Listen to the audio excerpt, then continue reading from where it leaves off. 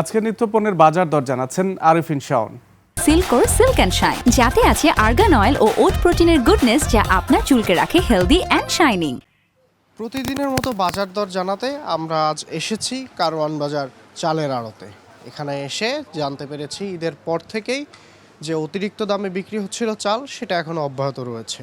ব্যবসায়ীরা বলছেন মিলার এবং কর্পোরেট কোম্পানি এই দুয়ে মিলেই বাড়িয়েছে চালের দাম। চলুন জেনে আসা যাক আজকের চালের বাজার দর।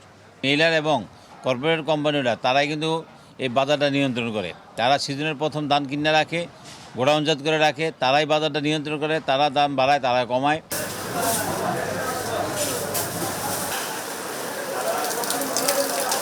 তেলের সরবরাহ ঠিক আছে, 189 টাকা লিটার, 2 লিটার 375, 5 লিটার 890, 900 টাকা বিক্রি হতেছে। সরবরাহ ভালো, ডাউলের সরবরাহ ভালো আছে, তবে 1-2 টাকা বেশি। চিনি সরবরাহ ভালো, ম্যাসেজও ভালো, দাম কম।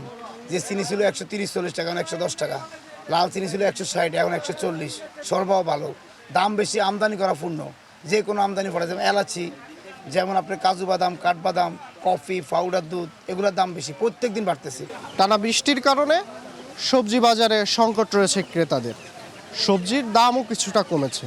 ব্যবসায়ীরা বলছেন সরবরাহ ঠিক রয়েছে, তবে ক্রেতা সংকটে ভুগছেন তারা। চলুন জেনে আসা যাক আজকের সবজি বাজারের অবস্থা। ভেন্ডি 30, পটল 30, পেঁপে 20 টাকা, সিজিঙ্গা 40, ধুন্দুল 40। বৃষ্টি স্নাত এই দিনে ক্রেতা সংকটে ভুগছেন সবজি বিক্রেতারা। তারা বলছেন বৃষ্টির কারণে কিছুটা দাম কমিয়ে দিতে হচ্ছে সবজি বিক্রির ক্ষেত্রে। এদিকে মুদি বাজারে কিছু কিছু পণ্যের দাম কমেছে, তবে আমদানিকৃত পণ্যের দাম বৃদ্ধি পেয়েছে। অন্যদিকে চালের বাজার আগের মতোই রয়েছে, অতিরিক্ত দামে বিক্রি হচ্ছে মিনিকেট চাল।